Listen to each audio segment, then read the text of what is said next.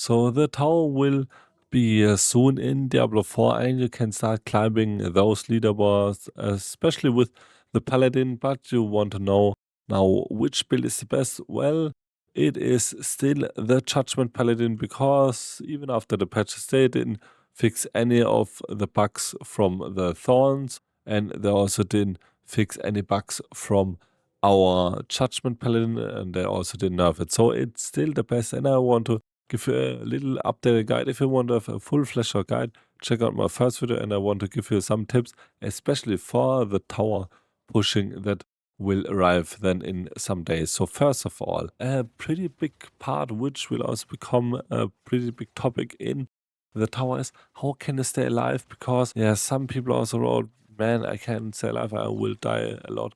What can I do, especially against like the red balls that will explode? So first of all, get a GA and a crit on your shield with damage reduction. This will give you up to 28% damage reduction. This is giga huge. And also for your rings and your amulet, get at least 1 ruby, 1 emerald, and then maybe get a second ruby. Why? Because we can stack now our wrist into infinite numbers, but if you're gonna stack more fire resistance, most of the on death effects of the enemies are either fire resistance damage based or poison damage based, with like the puddles or like the red globes that will explode. These are either fire or poison damage. And if you're gonna get like 2 rubies and 1 of your emerald, then you will have so much stuff and then you will have a lot easier times to survive. In addition, also if you can get the sanctification, because this is gear huge. Healing while at full life fortifies you for 1% maximum life and grants you 50% increased armor. So we not only get more damage through our Paragon Board, the castle note here, we're also gonna get a lot of fortify, and they change fortify with the last patch. So it is kinda an energy shield like it is in PoE. So as you can see, I have 12,000 fortify, and this is basically another layer on top of my life. So this will give me also damage reduction and more life, and this will give me more damage. Pretty crazy. So it's not guaranteed that you will hit such a sanctification, but try to go for it. You can get this even on like amulets or on your pants. So this will help you a lot. Otherwise, get your divine gift with some fortifier. So before we're gonna go even more detail into the build, please leave a like and a sub on my YouTube channel, would appreciate a lot, and also follow me on Twitch. And I'm also still searching a second player to go for a 2-2 tower. Maybe I will also play some Paladin support, so reply in the comments on below if you want to play with me on a 2-2 tower. So you need to have a 100% crit chance on your target. And how can you achieve that? Well, you can get this if you have around 73% crit chance on the towns. As you can see, I'm still missing like 6% because you will get the rest of your critical hit chance with your fanatism aura here if you have 5 points in it. So 2.8% critical strike chance times 4 is around 12%. So I already got like to 85%, and then with the break the line you will get another 18% critical hit chance, and then you are at the cap. So this is really important. As you can see also, this won't be in your char sheet, so even if you're gonna remove some levels of your break the line, you won't notice it. So you just need to check out how much crit chance do I get through my fanatism aura. Most of the time 12%, and then you need to look at your skill tree on your break line if you have any passive plus into it, and then you can just add this to get the 100%, but the normal rule is around 73%. So for your cooldown reduction, you try to hit at least around 50 to 60%. So you have multiple sources to get these. First of all, from your gloves, try to get these as a greater affix. Then also get your cooldown reduction from your sheet also as a greater affix, and then on top of that try to get this from your ring also as a GA. So you have 3 really strong sources of your cooldown reduction for your build. You can also get things like your high charity. You can also take the Paragon Board that will give you about 30% of your cooldown reduction and 80% damage after you move after the last 2 seconds, but because I don't like this play style and I also have a shorter fall stat where basically perma fortify, I switch this Paragon Board, but this will help you a lot. So because with more cooldown reduction you will reduce the cooldown of your Spear of the Heavens and also of your Condemn, and also you will reduce the cooldown of your Spear of the Heavens with consuming Judgment to the reduction. So now, next, what you want to achieve as your next breakpoint for the tower. You want to have at least 100% chance for Judgment to deal double damage.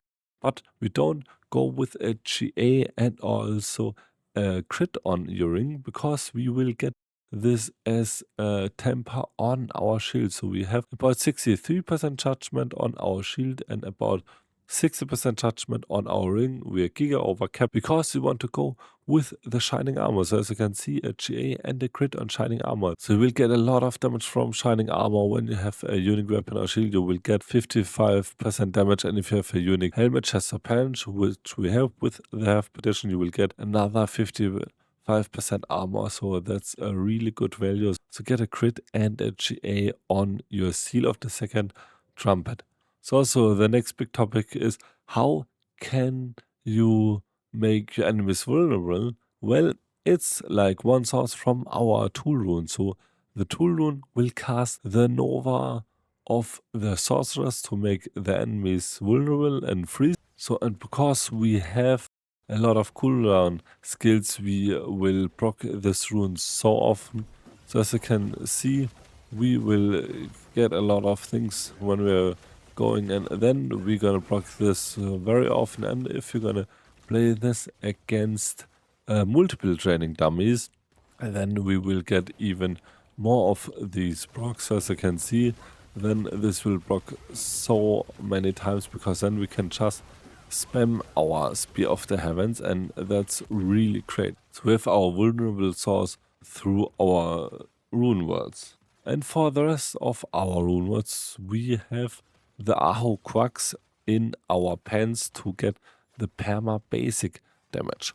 So now also the question is, how can you maintain your Quacks rune? Because you will deplete all of your faith. Well, just get a GA with a crit faith per second on your boots. This will help you a lot to get your faith really fast back up, and also get a GA of your luck hit up to 50% chance to restore 21 primary resource. These two sources should be enough to get enough resources back to have kinda an infinite faith pool. So now also the imbiber and the potion capacity tag. So if you're asking why I stacked potion capacity on my pencil, this is also like the best. Get a J and also a crit on your potion capacity, and because of the imbiber we will have more damage and more missing health pots we have. So normally when you play with your rally, it's kind of easy to get this going, but especially because I have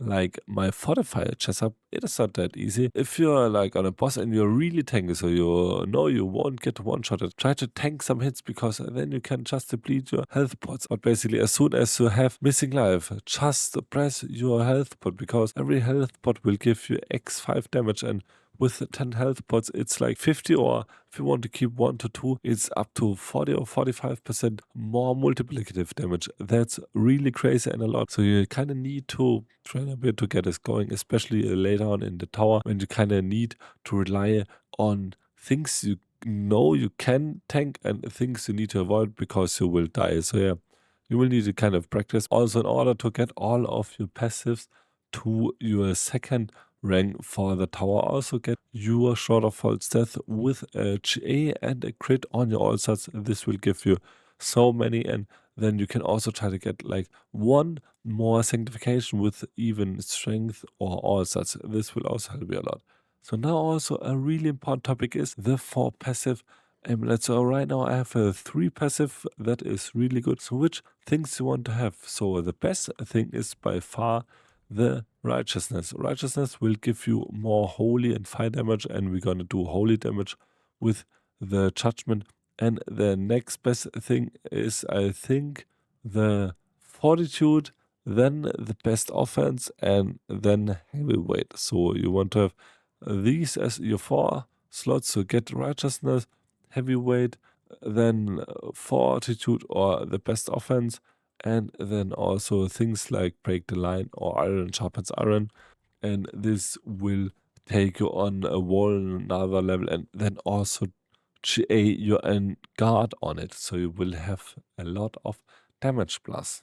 So also for Crystal's Opus, this is another damage source that you can get a lot of damage from it. So try to get a J and a crit on your heavyweight. This will give you giga good critical strike damage, and also try to get a high as you can of your unique value. Just farm the bosses, I think it's Duril, and get your sanctifications over and over again. After showing you some FAQ, we will go really quickly through our gear. So for our helmet, get a half petition with crit strike chance as J and crit, then short of all stealth with all stats as J and crit.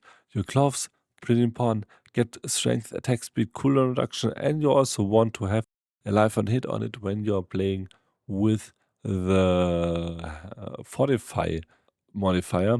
And this will also give you a lot of life, and get condom size for your temper. Then for your pants, pretty important, GA and crit for potion capacity. This is a must. Then also get armor strength and either max life or all rest, and get and guard for your temper, and the indomitable aspect for your gloves, the judicator. For your boots, get faith per second as J and crit, armor, max life and strength, and get arbiter duration. Pretty important, you need a higher duration of your arbiter than your cooldown. For Crystal's Opus, get your crit and your J on heavyweight, and for your shield, get the aspect of ascension and a DR with J and crit. For your amulet, and just try to get a J on anything of it, and then try to crit your righteousness and get your guard for your temper, and then also get the aspect of Celestial Strife. So for your first thing, get the aspect of Golden Hour, and get cooldown reduction, crit strike chance, attack speed, strength, and triple crit your strength. And then for your unique ring, get the seal of the second trumpet with shining armor and a max of your judgment damage. For Merc, get the here with these stats here, and for your second part, get Bariana. And for our skill tree, it is pretty simple. Just go for 1 point into a blessed hammer, so we'll do more damage with shattering blow. Then get all of your passives here. Here, get the Spear of the Heavens with 1 point, the Condom. Max out your Arbiter of Justice with the Reach of the Law. Then Judgment Day, and get all of your passives together and max out your Fanatism Aura. So for your Paragon Board, kind of stay the same. For your first part, go for Spirit. Then for second board, go for Judicator as also the Preacher node. Get max attack speed for this max node. Then for the third board, go for Law as also the Castle. Stack this also. For second last board, go for Shield Bearer with your Imbiber. And for your last board, either your Fortified board or the one with cool reduction. The good part with your Fortify is that you will get some nice life per 5 second nodes, and just start out to fill out all of your cliffs along the way. So the rota is pretty simple. Just head into the targets, spam your Spear of the Heavens, and then spam your hammer, and then pull them together with Condom. If you need to weaken them, go for Defiance Aura, but besides that, just spam your Spear of the Heavens and your Blessed Hammer. So I hope I could show you a really cool updated build guide for the Spear of the Heavens and pit push build for the upcoming tower. And if you like my build guide, please leave a like and a sub. I would appreciate it a lot. And also follow me on my Twitch stream and come around, and we're also gonna push some tower. And I'm also still searching for a second player for the tower. So if you want to play tower with me on a 2-on-2, just reply on the comments down below, and also visit my TikTok channel and my Instagram channel. And until next video, bye.